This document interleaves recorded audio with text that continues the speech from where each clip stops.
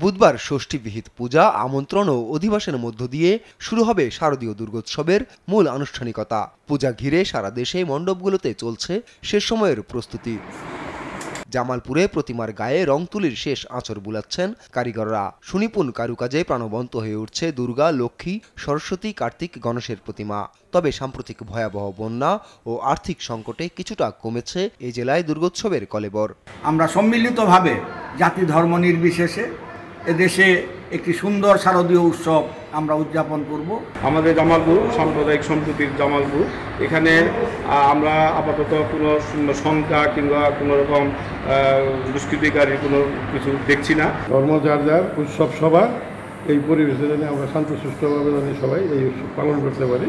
এখনও পূর্ণাঙ্গ পূজা উদযাপন শুরু না হলেও আমরা নিয়মিত টহল জোরদার করেছি এবং পূজা কমিটির চাহিদা মোতাবেক পুলিশের উপস্থিতি নিশ্চিত করা হচ্ছে। নোয়াখালীতেও বন্যার কারণে ভাটা পড়েছে উৎসব আমেজে। জেলায় দুর্গাপূজা হচ্ছে 182টি মণ্ডপে। ধর্মীয় নেতারা বলছেন এবার জেলা জুড়ে চলছে নিয়ম রক্ষার পূজা। তবে নির্বিঘ্নে উদযাপনের জন্য সব ধরনের প্রস্তুতি নিয়েছে জেলা প্রশাসন। আমাদের গ্রামে গঞ্জে অনেকগুলি মন্দিরে এখনো মন্দিরের সামনে জল আছে, যার কারণে পূজাকে আমরা আনন্দমুখর করতে যাই আমাদের অনেক হিমশিম খাতে হচ্ছে। সেনাবাহিনীর সাথে আমাদের সমন্বয় রয়েছে, এখানে র্যাবের কাজ করবে, বিজিবি করবে, আনসার আছে, সকল সরকারি সংস্থা মিলে আমরা সমন্বয়ের মাধ্যমে এইবারের পূজা যেন অত্যন্ত আনন্দমুখর এবং উৎসবমুখর পরিবেশে অনুষ্ঠিত হয় সে বিষয়ে আমরা কাজ করছি। প্রতিটি উপজেলায় পূজাকে কেন্দ্র করে, পূজা উৎসবকে কেন্দ্র করে নির্বাহী ম্যাজিস্ট্রেট টহলরত থাকবেন। মাগুরায় এবার 561টি মণ্ডপে হচ্ছে দুর্গাপূজা। সেখানে ব্যস্ত সময় পার করছেন কারিগর ও স্বেচ্ছাসেবকরা। জোরদার করা হয়েছে নিরাপত্তা ব্যবস্থাও। আমরা অত্যন্ত সুষ্ঠুভাবে এবং জাঁকজমক সহকারে অত্যন্ত সাবলীলভাবে আমরা দুর্গাপূজা করার জন্য উদ্যোগ গ্রহণ করেছি। 6টা দুর্গা প্রতিমা বানাচ্ছি, 5টা কমপ্লিট হয়েছে, আর এটা হলে শেষ হয়।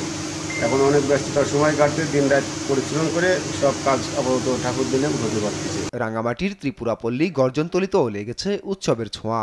অখণ্ডমণ্ডলী মন্দিরে চলছে প্যান্ডেল তৈরির কাজ। জেলার সবচেয়ে বড় পূজা খ্যাত শ্রী শ্রী গীতাশ্রমেও চলছে উদযাপনের প্রস্তুতি। পাহাড়ে সাম্প্রতিক অস্থিরতায় কিছুটা আতঙ্ক থাকলেও প্রশাসনের আশ্বাসে ফিরেছে উৎসাহ ও উদ্দীপনা। মোটামুটি আমাদের প্রস্তুতিগুলো আমরা সম্পন্ন করছি এবং বর্তমানে যে পাহাড়ের যে পরিস্থিতি, একটু আমরা আতঙ্কে আছি।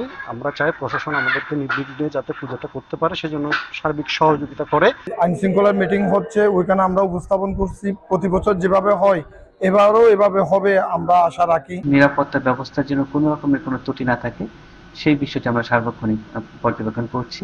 এদিকে চাঁপাইনবাবগঞ্জে শেষ সময়ে জমে উঠেছে পূজার কেনাকাটা। তবে আমদানি কম থাকায় পোশাকের দাম বাড়ায় হয়নি আশানুরূপ বিক্রি। আগের বছরের মতন পূজা হয়তো করেছি, কিন্তু আগের থেকে এখন একটু কম কেনাকাটা চলছে। আগে 2-3টা শাড়ি কেনা হতো, এখন একটা হচ্ছে। এবার পরিস্থিতি আরোই খারাপ, যে মানুষের হাতে সমস্ত পয়সা নাই, এটাই আমার কাছে ধারণা মনে হচ্ছে।